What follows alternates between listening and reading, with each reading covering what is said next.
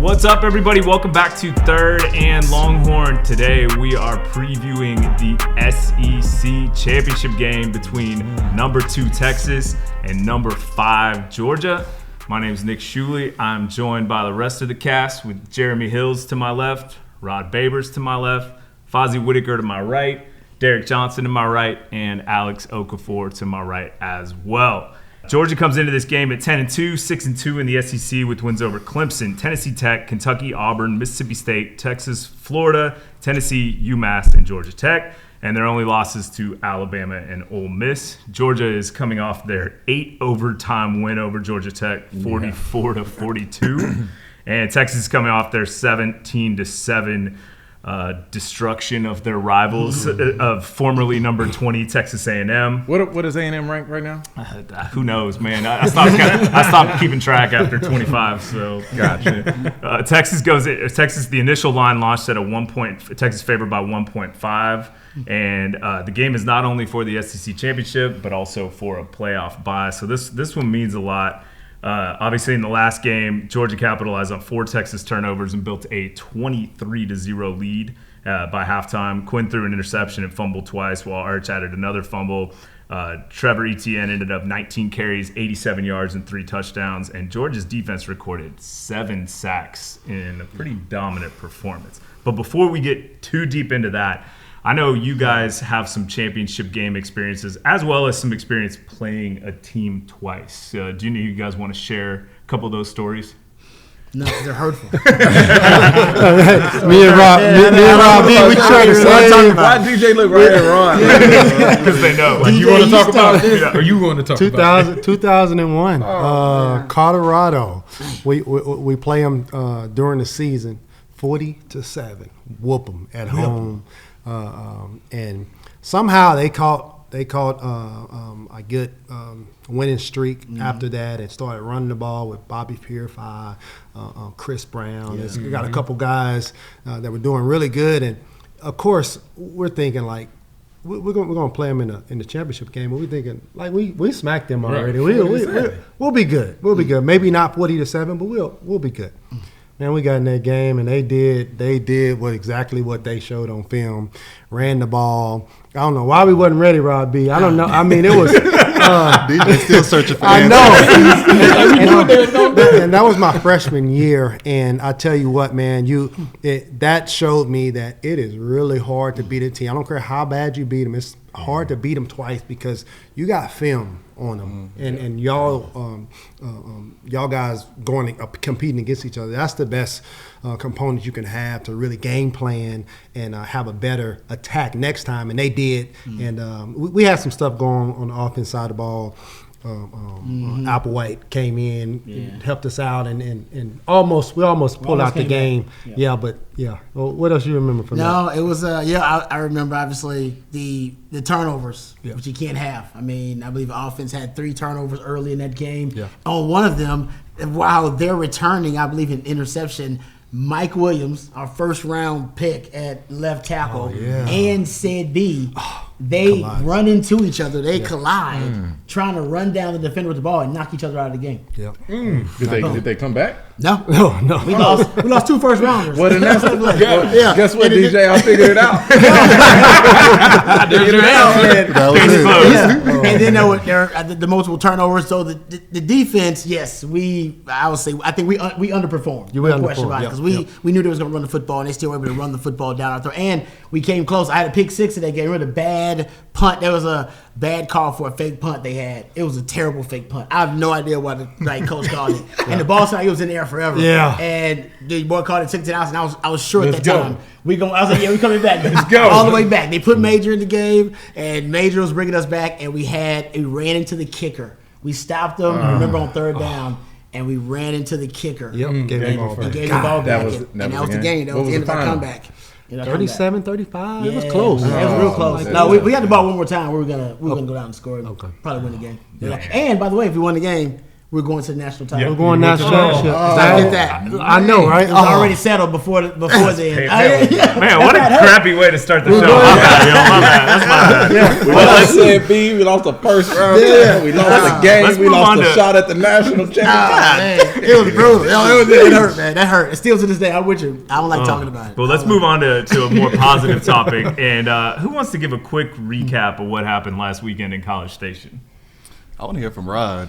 I want to hear Rod's thoughts on last weekend. Honestly, the defense, man. The defense. That was a dominant performance from the D. I still am in awe of how good that defense is. I'm ready to say you guys played on historically good defenses. You guys, you know what I mean? You played on one Oak, you played on one DJ. Yep. I'm ready to say it was better than any defense I played on. Just about, yeah. And I played on some great ones. And I think at this point, you can win a national title. I know there are questions about the offense and inconsistency. You can win a national title with this defense playing this well. Because I don't know if there's any offense in the country that's just going to go down and put a lot of points on the board on this D. I don't see you scoring more than like 20 maybe 24. I got 21.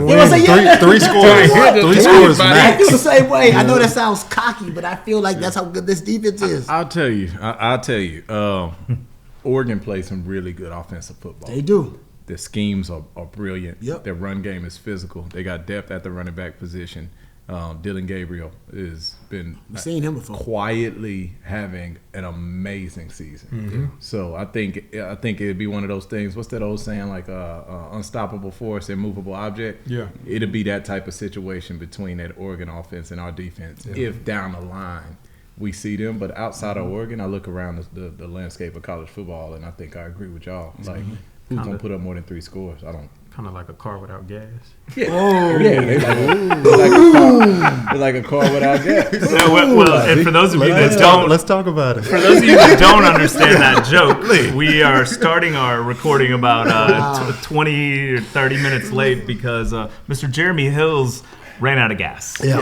And rookie mistake. It required all of the squad to go push. Actually, I didn't have to push. I was filming. So Higgs was driving. Somebody got to document. Yeah, we had to get it on video. Listen, guys. Listen. No. I apologized. I apologized before we got on the show. All right? You did. I'm glad doing that Fozzy other business things and didn't have the opportunity to stop at a gas station. Okay? For a week? Hey, we here now. All right? We did. We're back in it. But yeah, obviously, great win, 17-7. One of the best defensive performances I think we've seen in a long time. To shut out their offense, and their offense is a solid offense. They're good. They're not great, but they're a good offense. And to shut them out is 2 goal line stands. 2. Against that was a top 10 red zone offense. One of them, and they were both pivotal for the moment. Yep. Right. One of them, it was going right down the field. First drive. And then that put a stop to it. We've all played at that stadium when they get some early success. Yeah. It's already crazy, and now it could have went to another level, but instead you had to tame it down, right? And for the most part, throughout that whole first half, that place was pretty quiet. Yeah, it was pretty quiet, and it started on that play. Yep. You know what I mean? And then the second one, for there to be a sudden change type of event, and for you to grab that momentum right back. Mind you, they already had the pick 6. Now you get this block punt. You make this a 3-point game, and you got 2 timeouts, and it's like 3 minutes left. Yeah, anybody's game. They starting to believe a little bit, but you snatch that belief right back, right? This defense is as solid as it gets. Yeah, and I think what I've been most impressed about is the focus on this defense. Like, we don't give up explosive plays, and to me that tells us that the focus down after down, resetting after every single play. All right, TFL, but that don't mean nothing. Reset, got to do it again. That, for a team at the college level to have that type of maturity and that type of focus, it says something. Yeah. You got to give it to our coaching staff. That's what I've really been impressed about. And then the part, we talked about it previously, but a defense of this caliber, I think maybe week 4 or 5, we said this might be one of the best defenses in the country, right? We said that. For them to continuously get better. And we talked about it. Think about it. Vanderbilt, we gave up 24. The next week, we gave up 17 against Florida, right? Came back and gave up 10 against Arkansas. And then the defense gave up 7 against Kentucky. And then the defense gave up 0 against A&M. Right. Like, bro, this defense is just getting better. Yeah. Like, that's so But true. let's not forget when they gave up those points to Vandy, and even when they gave up points to Georgia, don't forget about the field position. Right, where they were on the field. Yeah, by way of the offense. Yeah, exactly. The offense That's fair, was too. not complimentary football. That's a good point. Since they played more complimentary football, it's tougher because you got to march the length of the field on this defense. Right. And that we've seen a team do that once a game. You I've basically seen got one of those a game on the Texas Arkansas defense. did it in They got one the of back them. end of the third quarter. They got like one. a full field march. A&M would have had one. They got Kentucky, I think had Kentucky one. had one. Yeah, they had kind of one. Then they had that chunky yardage Yeah. play they got The down deep the first pass, half. yeah. In the first half, they Yep. had the deep pass, Yep. and then they went and put one in. But that's crazy because we can count out all the time. Yeah, that's insane. And it's very Think few about of it. them. We're talking about the last month plus of football, Right. and we named the 3 drives Right. where somebody marched the field Not a and quarter, put the ball in the not a end zone. half. Yeah. Like, To expound on what Rob was talking about, complimentary football, from after Georgia, we've I guess the last 4 games we've had 9 turnovers, and 6 of them the offense has scored touchdowns off of. So we've been really playing great complimentary football after Georgia. Obviously, Georgia didn't go the way we wanted to, but I think this is a different Texas team that Georgia is about to face. Let me add in one thing, and I know y'all talked about it a little bit, but we know Trey Wisner freaking been balling out, right? RBU, I'm wearing my hat because my dog representing showing up. Yep. Vernon Broughton, we know, co-defensive player of the week in the SEC. We know, bringing it. Entire defense bringing it. Yep. Trevor Gooseby steps in the first quarter. That's crazy. Hostile environment, right? Had all the things working against him, and he says, I ain't worried about it. I'm going to just show up and just go to work. So this is an appreciation moment for him, but also for that coaching staff. You talked about them playing complementary. You talked about how they've progressively gotten better as the week's gone on. Trevor Gooseby is a perfect example of why, if you already ready, you ain't have to get ready. That's good. And then whenever he got his moment, he took absolute advantage of it. And that's the type of depth that this Texas team, with somebody we ain't seen all year long in meaningful snaps whenever the game was on the line. Lost your best player. Lost your best player. Right. You lost your best player on your Yeah. team in what, the Right. first The same 8 impact like minutes Mike of the game? Williams. The second Right. drive, the second offensive drive of the game. Yeah. I mean, it's huge. And the talent on that A&M D line. It's not like it's No, not they like ain't he no went up against pushovers. nobody. Right. He, like, NFL guys he will hemmed be up some scoring. NFL talent Some on of the that highest defense. rated offensive linemen in all the country last week. Like, Yes. it's Wow, incredible. I did not know that. Yeah. Wow. But like adding to that, like they always say as an offensive lineman, if we not talking about you, that's a good thing. True. Right? That means True. you have nullified what they got going on the other side. Not once did we bring him up other than that false start. Yeah. He One had penalty. one false start at College Station in his first start. Right? You know what I'm saying? And outside of that, he was a part of a line that went and put up over 200 yards on the ground. Like, that is, you play bully ball your first time out here. Well, I think the thing that gets forgotten, and I keep forgetting it, is this defense lost one of their best players for the entire season. Not having Derrick Williams was a big deal, but we haven't noticed because Jelani McDonald stepped up, and all the guys have stepped up so much, and it just feels like there's always this person where we're like, oh, I didn't know he was going to do that, but he did that and stepped up. Now, Makuba is a freaking Oh my gosh, man. That dude he ain't good. He is great. Told That's you the way week to 2. put him. Makuba I is told you freaking- week 2 Yeah. against Great. Michigan. I said, hey, he erases stuff back there. yeah. He's a monster. Even if there's time, just watch it, right? There are times a quarterback wants to go somewhere with the ball and he changes his mind. So I'm thinking about all the plays that don't get made just because the guy with the ball he made a already different there, right. decision. Well, you forget Manny Muhammad's on this team. That's true. Because literally he'll come in the frame. I'll be like, oh yeah, he's over there, but nobody even throws to They're his not gonna side. even try. No, they rather Yeah. throw at Jadae Barron, who's going to win the throw. Yeah. That's how good Manny Muhammad is. He's like, I'm going to throw at Jadae Barron. You better try Jesus. What are your options? I can't run the ball. I can't run the ball. I don't really want to test 5. He always in good position. You know what? Let me test the guy. Who got all the picks? Let me test the guy that moved a safety and he played because maybe he wasn't a great. You know what? Then he had corner too. Oh, okay. I'm like, what are you? Let's test that former walk-on kid. See what happens. Let's test the former walk. Oh, yeah. What are you like front to back? Like this entire all 11 starters on this defense will be playing on Sundays. Yeah. That's crazy. That's a I can fact. see that. Yeah, I can see that. That is a fact. Yeah. All 11 starters on this defense will play on Sunday. You have NFL caliber talent at every single position. Wow. That's crazy. Now, what round they go in, that so many factors go into that. Yeah. But all of them will have on an NFL jersey when their career at Texas is over.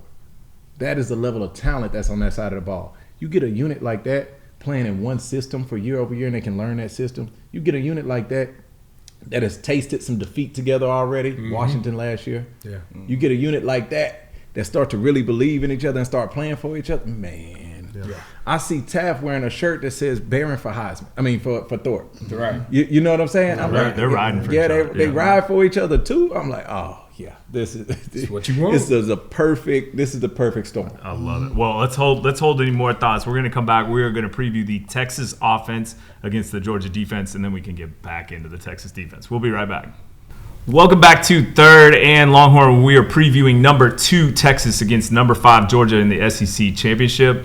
And we're going to get into the Texas offense against the Georgia defense. And I'm going to kick it over to Fozzy Whittaker to start us off. Yeah, one of the things that I'm going to be obviously prevalent in watching is how good can this run game consistently move the ball against Georgia, right? You put together 2 phenomenal performances on the ground game. Trey Wisner's obviously emerged as the lead running back for this team with the explosive games that he's been able to have really since Oklahoma being that consistent cowbell for this team. But he's doing it in a much more dynamic way at the end of the season. And that's probably saying a little bit to the conditioning and the mindset that Coach Choice has already instilled in him. You heard him on the postgame show. I don't know if y'all saw his interview. He talked about he not running for himself. He running for his family. He running for his teammates. He running for his brothers. He running for the jersey, the university. Yeah. Like he running with a lot of pride and a lot on the line. And if you have that type of mindset and attitude and the way that they've been able to utilize him because of Quinn's injury, that is something special. Because the question marks that we all had, and me in particular, that I talked about at the beginning of the year was like, can they tote the rock whenever the game is on the line? If they need to get dirty and physical, can they do that in the fourth quarter? And time again over these past couple of weeks, Steve Sarkisian has shown you, and he even said it himself, like we won that game as physically as possible. It wasn't no trick plays. It wasn't no gimmicks. It wasn't no flea flicker, toss, reverse pass, throw it to tight end. Like, nah, we lined up and said, what's up? Punch you in the mouth. And Trey Wisner was steady punching. And I think that's where the difference between the first game against Georgia versus this game was Texas was reacting to what Georgia's defense was doing. And Texas did not do a great job of reacting because Georgia overwhelmed them. And they came in hungry, mindset. They felt disrespected, like everything that Kirby Smart mentioned. That's what Georgia had going into that game. And they absolutely proved why they were one of the top teams over the past 2-3 years in college football. Well, that was before Texas found the identity that they had, being able to tote the rock in the way that they did.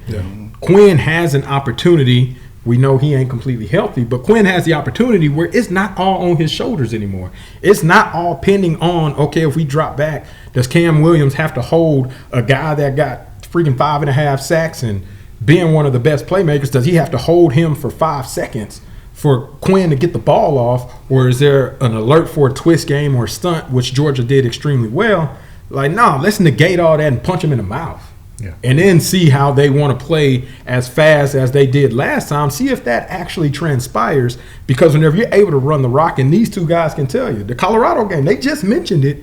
Whenever they run in the rock, it's a completely different game plan that you got to go into, and all the cool stuff, right? The sexy stuff that Georgia was doing, the pre-snap reads and the show somebody over here, bring somebody over here to coffee house. Like, you can't do that no more. If you too high, not on second and 5. If you too high, right, you better be in position because Trey Wisner will bust your head. Well, and so if they can move the ball like that, that'll be where I really see how this offense can continue to evolve from where we saw them the first time against Georgia versus now in the SEC championship. Yeah, I think it's a great point. And I think what I've been blown away about with Sark's ability to call a game is I think in the past we always thought of him as this insane creative mind on offense doing all these crazy things. And I think what I've seen is watching him control a game and adjust to what's happening and morphing this team. It's not all like we started off that A&M game with our little screen game, and A&M just blew it up. We couldn't do anything, and then he shifted the play calling, and he continues to do that. And you see each game we look like a different team. How do you prepare for that? Yeah, and that's kind of how our season has been. This has been a fun season because speaking about our identity, which Fozzy hit, it evolves week after week. At the beginning of the season, when we played Michigan, Quinn throws for 3 touchdowns. We're like, okay, we might be able to win one doing it all strictly through the air. We ran into Georgia, saw that wasn't going to be the case. Now, slowly, after Oklahoma, after Arkansas, we're closing games out on the ground. But there's still a question, can we start games out on the ground? Man, the past 2 weeks, ran for 250 apiece on Kentucky and A&M. We started start to finish rushing the ball on the ground, and that's what it's got to be with Georgia. And I love closing out a team on the ground as much as anybody else, but you got to be able to start on the ground as well. You got to be able to take some of that pressure off the shoulders of your quarterback as well, and that's where we're at right now. And it's perfect timing too. Like we're coming into form at the right time. We get a Georgia team that does not look as good as they were at the beginning of the season. They look like they can be had, and our defense and offense should be salivating for this game. I'll tell you though, like calling a spade. Georgia got some internal troubles going on. They've been having it going on for over a year now, just the off the field stuff, and it just seems like it continues. They just also started in corner who decided, after for whatever reason he's deciding to opt out. They asked their star safety about it. He declined to speak on it. Said you could look on his face and tell he is upset about it. But he just decided he didn't want to speak on it. Real mature decision by his part, by the way. But Georgia's going to show up to play.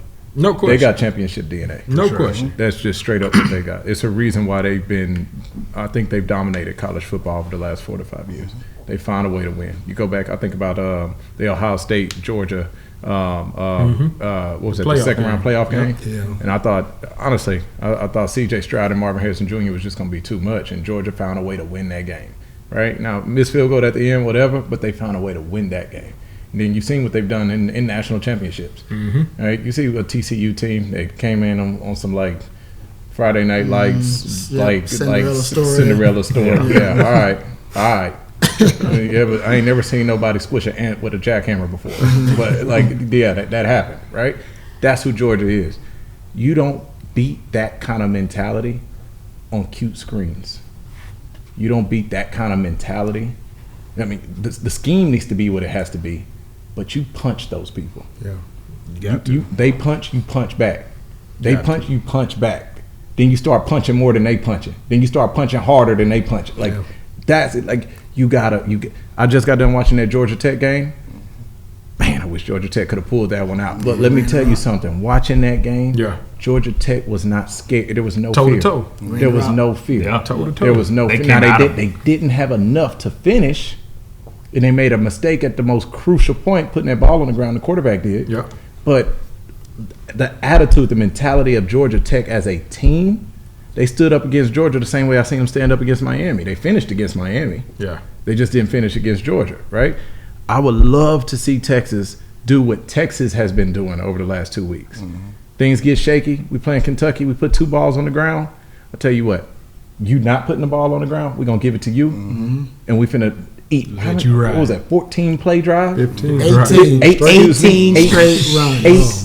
straight runs to close the game out. 18 straight runs is not because I see a chink in your armor. 18 straight runs is because I want to defeat you mentally. I want you to be done with this. I need you to tap out. I want you to, you don't want no mas. That's it. That's it. All right. You playing A&M? It wasn't. If we pop one of these runs, cool, but that's not what it's about. What it's about is A&M players laying on the ground, tapping out, grabbing parts that nobody hit. My man didn't grab the elbow, bro. Nobody touched your elbow, big dog. That is your nonverbal way of saying no mas. That's it. That's it for me. And I think that we go out there and we do what we need to do and we win this game. which the line has moved from 1.5 to 2.5. But you go out there and you win this game, it's going to be because you outplayed them in the physicality battle. Like, they quit. Now, don't get me wrong. You got to have a scheme. You got to make the plays. Absolutely. You got to do the things that win football games. But ultimately, I don't know if Texas wins this game and loses the physicality battle. Right. It don't work like that against Georgia. The crazy thing is Texas now, identity-wise, though, it's actually starting to look more like Michigan last year. Yeah. Right? Elite defense, and they can run the rock against you. I used to and have so much trouble talking about Yeah, Michigan. no, I know you. Shuley would not. Like, That's a whole other chapter. And then if you got a quarterback, if we need you to go make a play, we need you to go make a play. Yeah. And I think Sark now, getting back to your point, Fozzy, and then Oak's point about the identity, he's just relying on what he trusts now. I mean, who the hell thought Gunnar Helm would be the leading receiver? We talked about how deep the wide receiving core was all season long. Oh, yeah. Gunnar Helm's the leading receiver. Nightmare on Helm Street. Yeah, exactly. Right? Hey, salute to Gunnar Helm, But what do we know about Gunnar Helm? We can trust him. Yeah. From He's game proven. 1 to That's true. game 12. And also, Gunnar Helm he showed will hurdle up somebody. third, and he will hurdle somebody. Like, At least once a game. He will lost somebody. So I think Sark's now going on things he can trust. Who became your leading receiver? Matthew Golden. Why? Because from game 1 to game 12, he never flashed. He didn't, you know what I mean? Exactly, right? There are certain guys, they kind of go missing. They're great, they're awesome, but they go missing. It was like, where happened to Ryan Wingo? Oh, man. DeAndre Moore, for 2 or 3 games to start the season, right? Couldn't get a target. Nothing against those guys, but the ball didn't find them. Ball always finds Matthew Golden. Yeah. All right? Because Quinn trusts him, Sark trusts him. And I think now he's starting to trust the O-line. At one point in the season, we couldn't trust the O-line. Yeah. And getting back to your point about the 18-play drive where he just runs it 18 straight plays, it was about trust because in that game, there was so little he could trust. He couldn't trust the running backs to hold on to the football side. I can trust Trey Wisner all day, Trey. Quinn Travion, that's the guy I can trust. Sorry, Trey, we're going to ride you, brother. Got to sell you up. Let's go. I can trust the O-line. Sorry, Quinn, I think you're awesome and you're great, but I don't know if I can trust you right now because there's a meltdown happening in the third quarter. You're dealing with the ankle. There's a lot a going lot on. of inconsistency. It's So a lot I think a going lot on. of it is it comes down to what Sark can trust. That's what he's relying on late here in the season and going with the proven commodities. And right now, O-line, first off, defense, number one. Defense, Right. O-line, Gunnar Helm, Golden. These are the things. And Trey Wisner. But and Trey. That's it. also, you got. I want to give 3 his credit. Oh, no, he balling still. I seen a couple of things. Right, we talked about it previously, but I loved seeing his little 26-yard scramble. Oh, yeah. I wasn't just excited, which I was. I wasn't just excited that my man got 26 yards, and I wasn't just excited to say, okay, he can move a little bit. But I was excited that he stepped out of a sack. Oh, man. That was the most exciting thing to see. And we need to see that this week. At times, it has looked as if he's accepted it and Right. almost just tried to He's- find a he's shown soft his landing toughness. spot. See that this He's Right? shown his stuff. He showed his toughness right there, and he stepped out of that. And another thing that I've always wanted to see him do, and I want to see him do more of, when they rushed 3, he took his time. Yes. He took his time. He stepped up. When him stepping up, it pulled the linebacker, and he found Gunnar. Dumped it over. If they're gonna only rush 3, bro, you are a vet with some amazing arm talent that's smart. Make them Take stop advantage. this. Take advantage. Don't let that clock go off in the head, right? No, okay, he rushed outside. I trust this offensive line. They got those 2 sold up. I'm gonna step up. Once he come up here, I'm gonna throw a dot. Put the pressure on them, and he did that. Those are things I want. And then the third thing that I seen him do, the little stop route that he threw to Golden. Golden turned it up for 26. Yeah. Later Big in the explosive. game, he tried to throw one to Isaiah. Now Bond's still dealing with his injuries, but obviously there was a Communication miscommunication was off. and immediate accountability. They ain't even get all the way off the field yet. Yeah. He went straight to him. I seen a general in control of his troops. He's like, yeah. Right? on. They like, nah, you need to come back. Like we fixing this now. Yeah. We fixing this now, right? Like the attitude and the expectation is different when it's coming from QB1. When QB1 is Big playing time. at a certain level and he expects everybody else to be at that, it's the level, and it's the small things, right? It's the attention to detail. You mean now? I don't know how much of it was Isaiah being hurt versus attention to detail, but I'll tell you what. Guys know I want the ball. Right. I want the ball. So So you talk about trust. Yeah. And who else touches the ball every single play other than the center? Yeah. And actually determines who gets the ball. Like, you know what I mean? So I love this. To me, that's leadership. That's real leadership. And I'm like, it means more when it's coming from that position. To your point, and you talked about schematically, and I'm going to be real quick with this. how schematic works with the way that the trust factor that Steve Sarkisian has found with the O-line in the running game is on first down, you're able to pick up 5 at minimum. That's what Trey has been able to do along with his O-line. Even 4, that's fine. 2nd and 6, playbook's open, right? You pick up another 4 or 5, right? 3rd and 1, you can literally run whatever you want. And Sark on 4th down, he gonna go for it if it's short enough because he believe he got the players, and I believe he got the players. Where that makes a difference is where we saw Georgia Texas week 1, 2 of 15 on 3rd down because they were 3rd and long. And Texas does not do well whenever you're going up against a D line that is playing extremely confident, and you have an offensive line playing on their heels. So the run game is a direct impact into your 3rd down conversions because it puts you into a 3rd and manageable situation by being able to slow down the rush because now they got to go tackle somebody and fight through a couple of other people. They're a little bit more tired, but then at the same time, the playbook is wide open. It could be a run on 3rd and 2, right? It ain't just 3rd and 8 sitting back. We got to throw it. Like it's all the playbook is completely open for Sark. So that's how schematics work in with the trust factor and how they complement each other offensively. That makes sense. Well, we've got to take our second commercial break, but when we come back, we are going to get into the Texas defense against the Georgia offense, as well as have our game predictions. Welcome back to Third and Longhorn. We are previewing number 2 Texas against number 5 Georgia in the SEC Championship. We're about to get into the Texas defense versus the Georgia offense, and I'm gonna kick it over to Alex to start talking about this. Talk about that big line. I was gonna say no. We let me and DJ laugh. Man, I'm not gonna lie. That from the first game against Georgia, I didn't leave that game thinking defense needed to change up too much. The only thing that I was concerned about after that Georgia game defensively was, in an obvious rushing situation for Georgia, we couldn't get off the field a couple of times. That was my only concern. I think we've moved past that. Like, I think week after week, our run defense has gotten better and better. At the beginning of the season, Jay got on me for this during the postgame show. I was talking about leaky yardage earlier in the season. I saw leaky yardage up front early in the season. We snipped that shut week after week after week, and we've gotten better in the middle of this defense. Yeah. And that's what Georgia kind of exposed on us earlier in our matchup. So, knowing that, the defense that we're on now, if we just get off the field on obvious rushing situations, I think defensively, that's the next step for us. Other than that, I saw everything I saw the first game. We started fast, 2 turnovers in the first quarter. We got to have that again. We got to turn the football over. As long as the offense doesn't put us in tight situations such as short fields, pick sixes, anything like that, defensively, I'm okay where we're at. Yeah, I agree with Alex. We got to stop the run. We got to continue to stop the run. That's the whole thing. We got to run the ball, and we got to stop the run. Last game, ETN was, he ran. He didn't kill us on the run, but he was efficient in the run. I mean, a little bit over 4 yards a carry is a little bit too much for this great defense that we've been talking about. We need to. The keys to success for the defense for Texas, we need to make Beck win the game for him. We need to play tight coverage.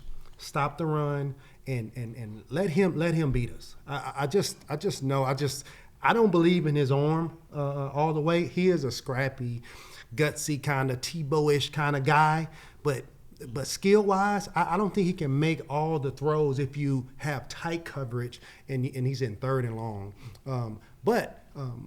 His receivers drop the ball. It's a lot of drop balls. So if you're going to do that against a really good defense, you're going to miss some opportunities.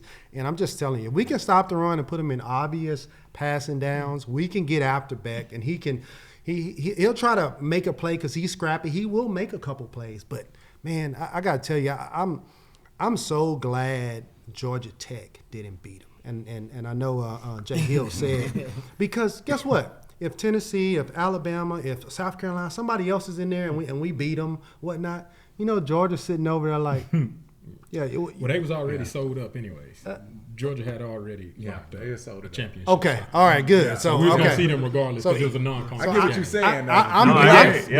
You glad that we got to get our king on the hill. We got to get our lick back. Yeah. We have to, bro, because they came in here and Kirby said it right after the game. He said what he said. Talking about we came in here with our intentions to eat and not to take pictures and do all the flashy superstar stuff.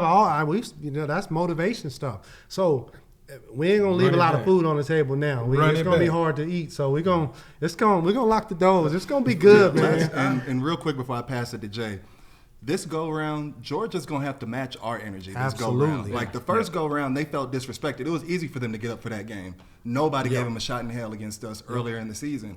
This game, they got to be ready for us this go round. We like DJ said, we're looking for our lick back. We're gonna be ready to play. And don't nobody on this panel think we're not gonna come out ready to play on Saturday. So that's what I want to see. I want to see how do they rise to our standard. I'll say this. Georgia has a history, and I think it's not just Georgia. Nick Saban actually gave a real good talk on this once about what comes with winning, and I think Georgia is at that point in their legendary run where they get up for big games.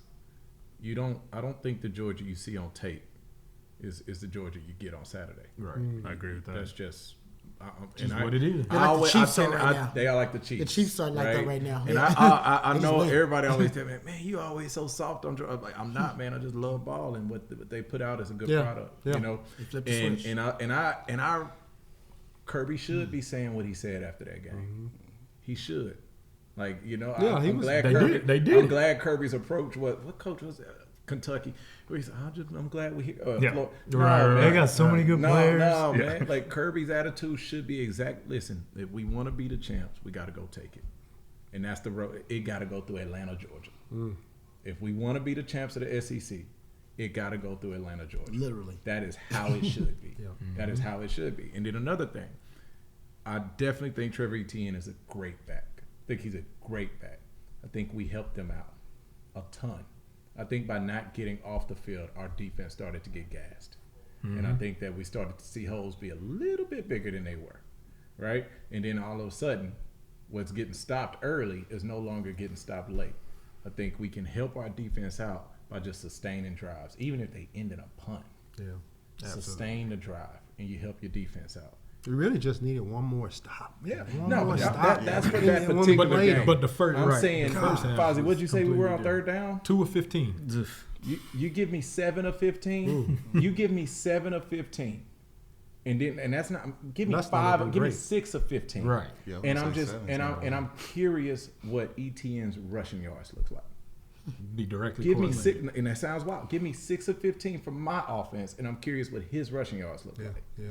Let this defense rest up a little bit, man. Just let them, and they earn it. They earn it every time. We put them in terrible positions. We go into the half down 23-0. We outscore them in the third. We outscore them in the second half 15-7. We don't score no points in the fourth, or well, at the very beginning of the fourth, right? I'm looking at this thing. I'm like, bro, if you just stop shooting yourself and make them have to beat you, that It's a different ballgame. flea flicker reverse included. They drove down this field one time. They drove down this field one time. Yeah.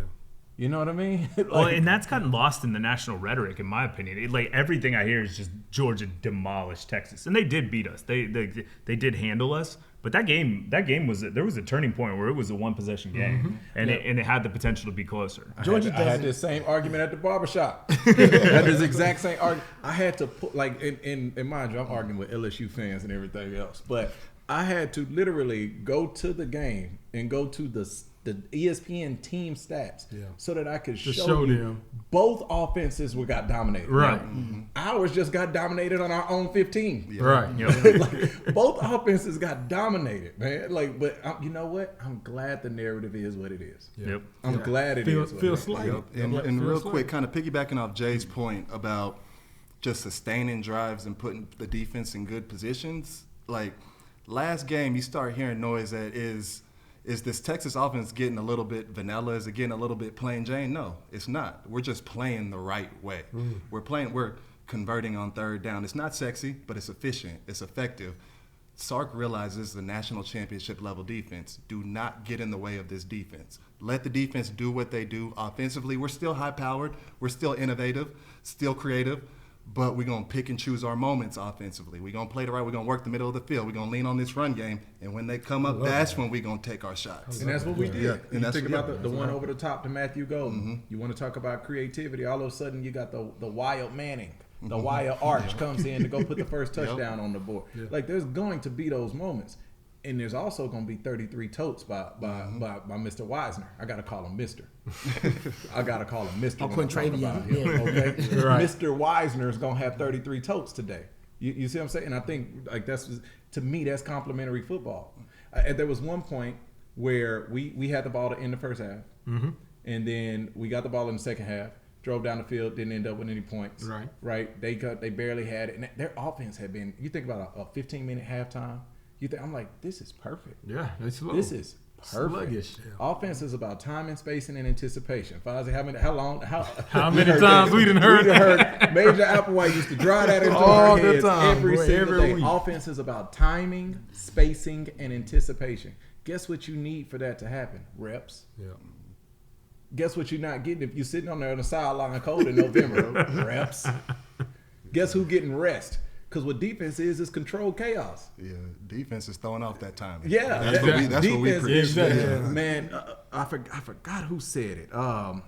Coach Searles. What's his name? I thought you was talking about like back at '69 on the team whenever you was with them. No, I wasn't talking Coach Royal used to say. Not your first time. On offense, 10 guys can do everything right. Right.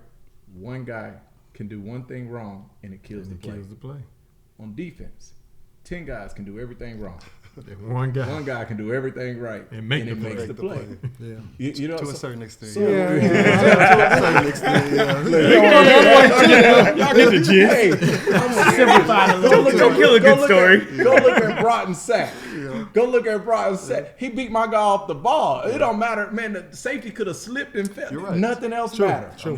Play is over before it started. Right? Yeah. So when I'm looking at that, I'm like, hey man, you want to help a defense out? You want a great the number one defense in the country. If you want to, how can I help you, sir? Stay on the field. Mm-hmm. Yep. Stay on the field. And that's what we've been seeing these last couple of weeks. Our offense is staying on the field. Well, all right. Well, we got to get to the prediction, but before we do, we need to spend one small second on special teams, and I'll make it fast because I agree with you guys. The same thing that we're saying about the offense is it's not putting the defense in bad situations, and our special teams needs to step up this game. Obviously, the block punt was a huge game changer. Bert's field goal was a momentum changer, even though it was at the end of the half. Like that was a big deal. Like we need our punts to be better. Obviously, the Georgia punter helped control the game last time we played. He can go. So this is I think that's the challenge for these guys. It's not flipping the game. It's not truly affecting the game. It's affecting the game in a positive way, or just not doing the things that put you in bad situations. And so I still believe in Bert. Everybody out there, I've had some comments. Of course, I believe in my man. He's going to flip it around. Just you wait. But we've got to get into the predictions, and I'm going to start on this side with Hills so I can copy his homework. I think this one's close. I think it's close. I think that what it's going to take to win causes for a physical close game. That either you bust it out at the end, or it's just going to be. You go back and look at Notre Dame USC from this past week. It didn't get ugly until the last 2 minutes of the game. Yeah. Right. So I think this was close. I can really see like 24-20 Texas. That was my exact score. How is that always? It wasn't mine. It wasn't mine. Y'all saying that was y'all's exact. We're gonna make everybody put it in a hat. But anyway, there's only so many possibilities. I know. Right. What do you got? You can't spit off 22. How they gonna get 22 points? I'll go 26-21, Texas. Okay. Right. I'm going 24-13, Texas. 24-20. I'll stick with my number too. 23-20, Texas. Wow. I don't know how many points we put up, but I'm with Nick. I think we hold Georgia to 13. I'm not liking what I'm seeing. If we don't turn the ball over. If we do not put our defense on the short field, I think we hold them to 13 points. I think Georgia's defense is great too. So I'm going to go 17-13. They played great against us the first time, and I think they can reach that standard again. I agree. That'll make them great. I like 17-13. But I was not great. Okay. Really, really good. Really, really strong defense. I'm with you on that. Tons of talent. But when they want to be great, they can. You said the last time we didn't allow a short field. When was that?